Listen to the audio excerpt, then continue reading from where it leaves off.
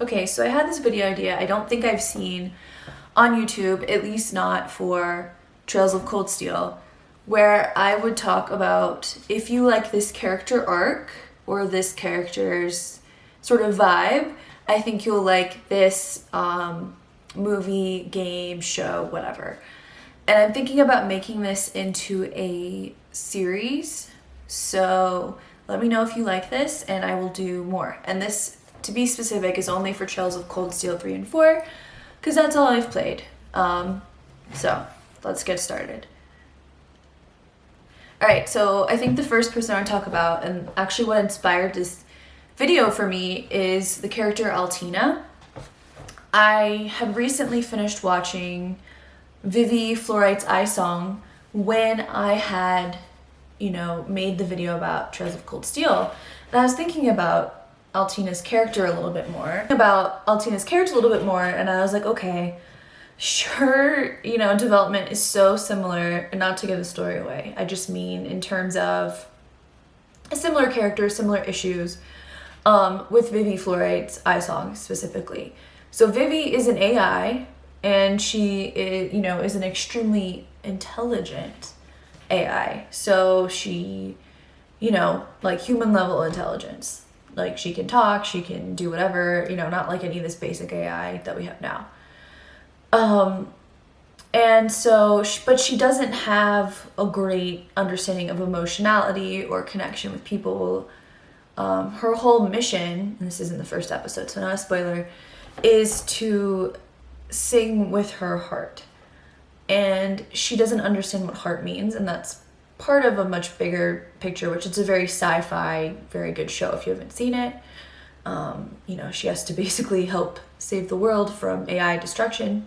But I think her character is very similar to Altina. And I highly recommend it. The other one I think people would really like, with a very similar character, and sort of a younger girl also who is really learning a lot about herself, her feelings more than anything, and her own individuality, is the show Violet Evergarden, which is amazing. I cried in like every episode. There's a movie coming out. Well, it came out, but a movie coming out to Netflix. So it's a good time to start watching Violet Evergarden because if you have Netflix, it's pretty accessible. And the movie sort of concludes the first season. But, this character was raised in war. And, she, in the beginning, is, it's the end of the war. And she really has to learn how to deal with her own feelings and deal with what happened and the PTSD and the trauma and, understand how to connect to people. She can't just fight them all the time. But, she was kind of raised for war.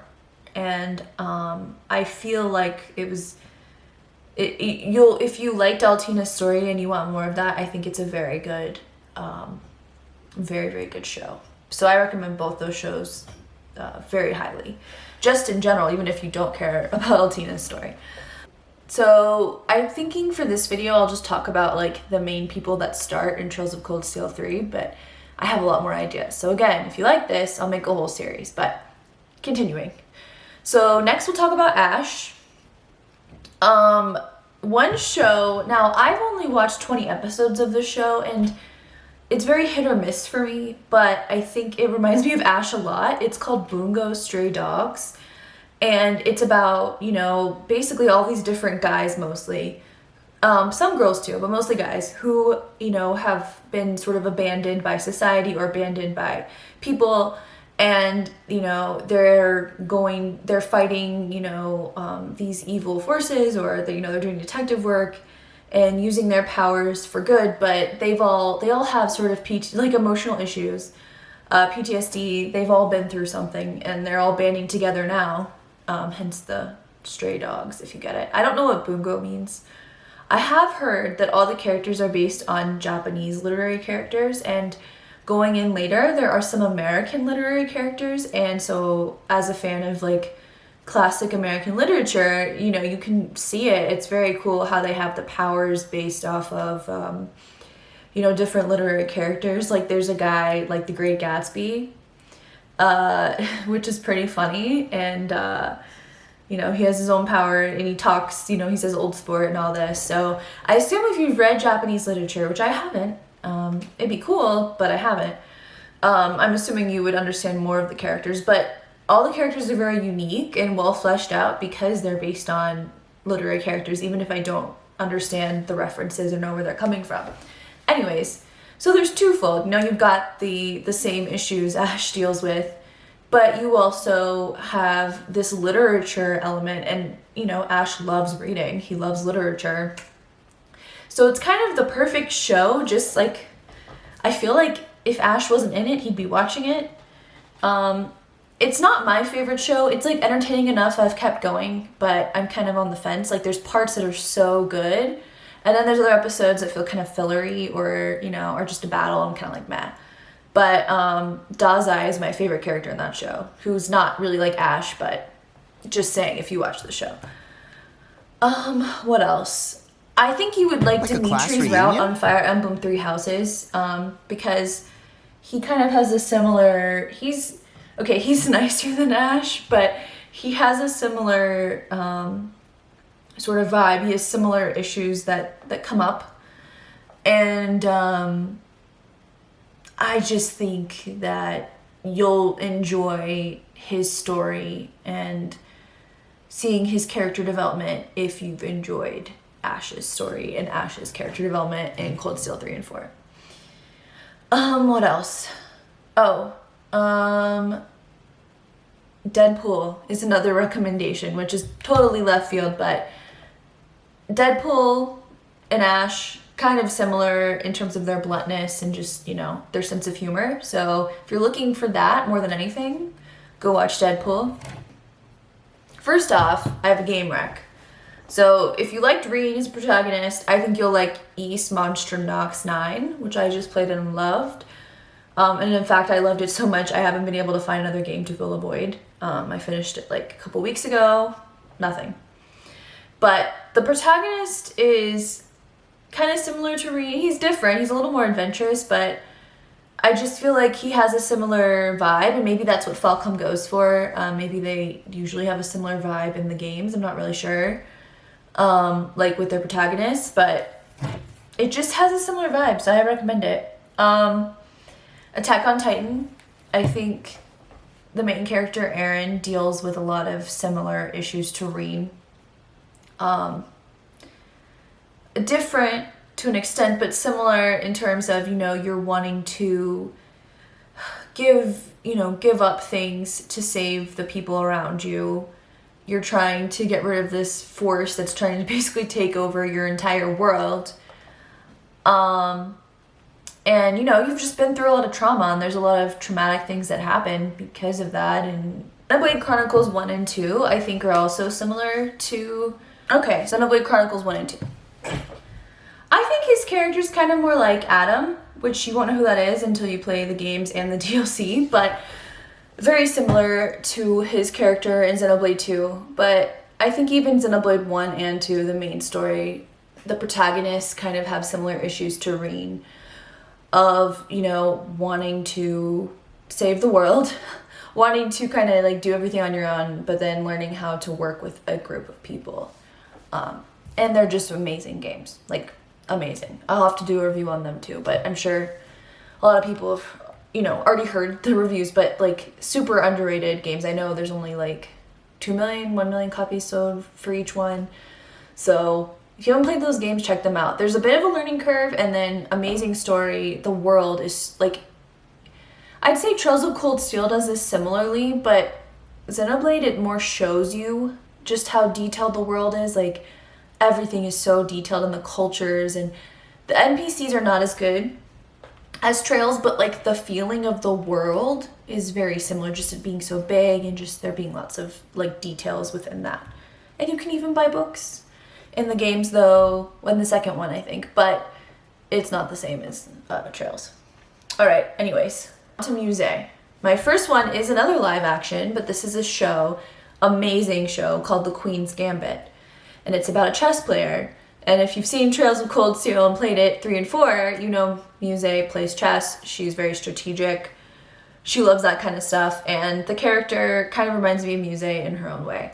So I recommend checking it out if you want to. A much more introverted Musse, but it just has a similar vibe to Musse. I feel like it's something she would watch. All right, another recommendation is Claude's route on Fire Emblem Three Houses, because Claude is the most strategic. He, without giving anything away, I'll just say that he, is more flexible than other characters, and, you don't always know what side he's on, but he also tends to work with people a lot. And I think that's similar to Musse. I think I'm going to make this a spoilery one, so I'm just going to talk about how Musse, she's working with all these different countries in Trails of Cold Steel 4. At the beginning, you don't really know if she's going to still side with you. You're kind of like what's going on? And, she can work with several countries. She literally thought of a whole strategy while in school. And so I think with that in mind, it's she's very similar to Claude, and it's very outgoing like Claude, kind of flirty like Claude. Like, they're very similar characters, and I just highly recommend that game and playing Claude's route if, you're missing Musse. All right, two more for her. Or no, I'm sorry, one more. Juna of the Dawn is an amazing, amazing show, and I've read all of them that are out. And it's about this girl. She's a princess, Musse is a noble, and a little bit different, but this princess ends up having to kind of adapt to this whole new life. When and this is in the first episode, some minor spoiler, her cousin kills her dad, who's the king. It's crazy. So, she's trying to adapt to this whole new world, and I think her in the beginning and sort of just her journey is kind of similar to Musse in a way, in terms of the being from a noble background or a rich background, wealthy, whatever you want to call it, privileged background. And, having to learn to adapt to the world, and also, it's also very political, like I feel like Musse's arc is in the games. All right, we're going to do now. The first one I want to talk about is 86. 86, another amazing show, another thing I need to review because it just came out and there's a second part of the season coming out soon, and excited. But it's another sort of military drama. If you liked Attack on Titan or Trails of Cold Steel, I think you'll like 86 in general. But Juna kind of reminds me of the main girl character because they're both idealistic, they both have convictions, and they're both very, they're both leaders, and they both don't like when things are unjust, which I understand. And I think Juna would have reacted similarly in a similar situation to how this character acts. But the show on Titan is another rec I have because Juna kind of reminds me of just a lot of different characters in Attack on Titan who are idealistic, and they want things to change, and they're dealing with this society, and you know why in Attack on Titan. But just trust me, you'll like the show. I also had the recommendation of East Monstrum Nox. I haven't confirmed this, but I think the voice actor might be the same for the character Juna. If it's not, it sounds just like her, and her character reminds me of Juna. So that's another rec for you. Go play that game because it's good. Also very Halloween-y, and so it's a good time to play it, or just in general if you're watching this after Halloween. Okay, one more, Outlander. Now, totally left field again. I love Outlander. It's very historic, based off books, which is cool. So it has a very in-depth world and kind of has a little bit of sci-fi, fantasy, and romance. But the reason it reminds me of Juna, it's a very different character, our main character. Her name's Claire. But she is literally an Outlander. She's coming from a different world, and they call her Sassenach in Scotland, because she's coming from England, and she's dealing with sort of the political, issues that arise when, Scotland was oppressed by England at the time. I don't know about now, I won't get into that, but definitely at the time, and it was not good. And so anyway, she's English, and they're kind of like, who is this person, you know, how are we gonna deal with this Sassenach who apparently needs our help? Like, she's from an oppressive government. So that was cool. And the reason I think it's similar to Yuna's story is because Yuna's kind of on the opposite end, so she's more of the oppressed side from Crossbell, but she's still dealing with all of those political issues of like, I'm from an outside country, you know, I don't know what's going on, like, I have, you know, Yuna would be more like the Scots, I guess, in Outlander, but she knows she's dealing with this resentment, she's dealing with, you know, even if she likes the people, they're from the Empire who literally, like, took over her from Erebonia, who took over her, you know, province, which, you know, that would make anyone upset, I think. So anyways, check out Outlander if you like Yuna. Alright, the last one is Kurt. And I had a really hard time with Kurt, honestly, because I feel like the only thing Kurt, I don't know, Kurt deals with stuff kind of more with the group. He doesn't have that much individual issues except for some insecurity at the beginning. So I guess the first rec would be just like any sports movie at all, because that's a very common like sports movie trope is like, oh, I'm insecure about doing the sport. Okay, I'm gonna, you know, work on that and I'm gonna train. So I think if you're looking for a similar story to Kurt's, any sports movie with like a training montage or like a boxing movie with a training montage, you're good to go. The other one I had on here was Avatar, The Last Airbender, which is an amazing show. And this is kind of a stretch, but what I was thinking is that Aang, the main character, he has to train. He has to deal with insecurity. But it's obviously, the arc is much more in-depth and so good. But similar experience for Aang, I think, much more complicated in what I would have kind of wanted from Kurt's story. But in the developer's defense, they had a million great stories. So it makes sense that you can't constantly just, oh, this is the, you know, character development for every single person constantly. It'd be really hard to do that. So I think I'm gonna cut it there for now. I have a list of like 30 more characters that I can talk about. So leave me requests if you want specific characters, and I'll prioritize those, or if you just like this. And thanks for watching. My name's Amber from Amber Overanalyzes, and I hope you will tune in for my next video, and see you later.